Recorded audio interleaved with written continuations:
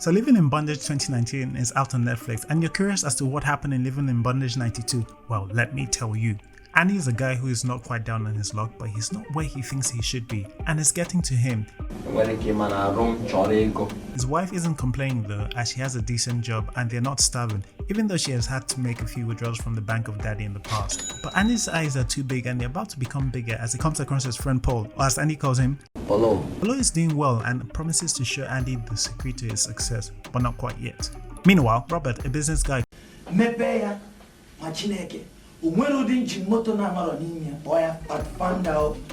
comes to Andy's home and promises to replenish any money Andy gives sevenfold, and Andy says he'll think about it. His wife is suspicious and tells him not to do it.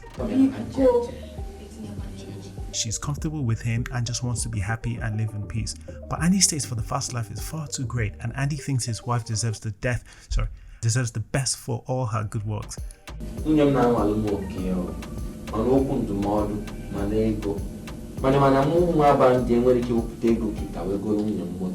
Andy goes to a party with Polo, and Polo knows how to throw a party. He has drinks and girls for almost every man there, and banging music. Andy has eyes on Ego, a sexy girl who likes money, like the sound of her own name, which coincidentally is also money in Igbo. Polo promises to connect him to money again, and also promises him to connect him to Ego, which means money in Igbo. Damn, Polo, the great friend. Iche Million happens to be Andy's wife's boss, and he showers her with cash and gifts, and he kind of looks like he wants to put his Iche in her millions. That made zero sense. Andy comes back and is looking defeated, and Merritt questions him. And remember Robert? But found out. It turns out Andy has lost all the money Merritt gave to him from her parents, including her savings, to Robert. Who knew Robert was a con man?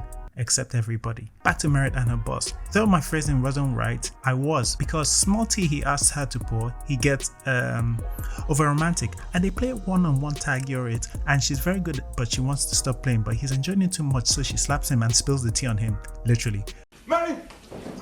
Merritt quits her job because he might charge her for the dry cleaning, and he did try to sexually assault her. Andy and Polo are having drinks, and Andy is even more desperate to become rich and drive a He promises Polo that he's willing to do anything for money. Polo asks him, including smuggle drugs, and he's like, definitely, it's easy, I've seen movies.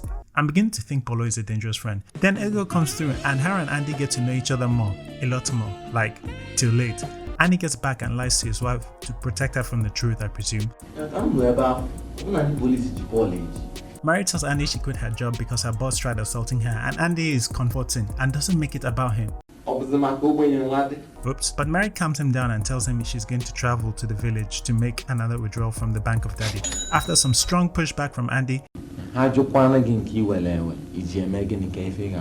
he agrees. So off she goes, and off Andy goes to hang with the guys at what looks like the clubhouse. Looks like he's about to get initiated, and they are all half-naked, which brings back some bad memories of my secondary school. But Andy is asked the question, given the certain ambience of the clubhouse, I would have said my landlord, but Andy says his wife, and the inevitable happens. They ask him to bring her for sacrifice. Andy pushes back, but the people there assure him they've been through it.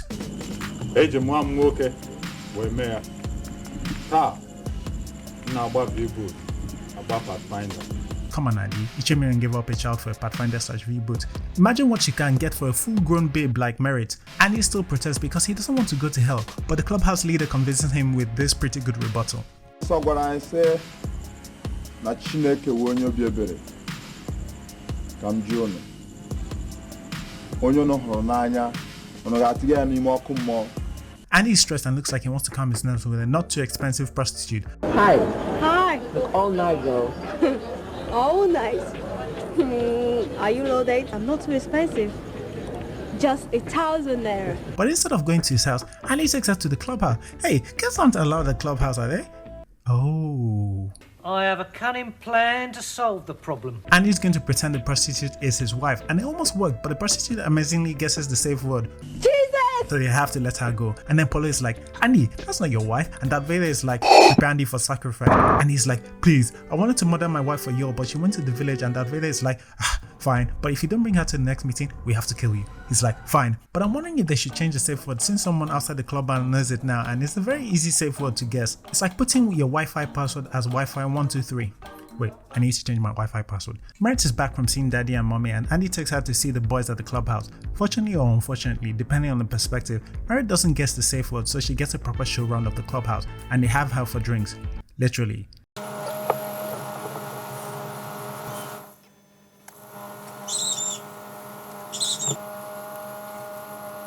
And Merit can't handle one night with the boys, so she falls sick the next day and dies just after saying Andy killed her. Boom! Andy gets rich. It's a shame Merit wasn't alive to see all this world, but some people think her death has something to do with Andy's new world, and that doesn't seem fair. Who knows, maybe Robert finally came through.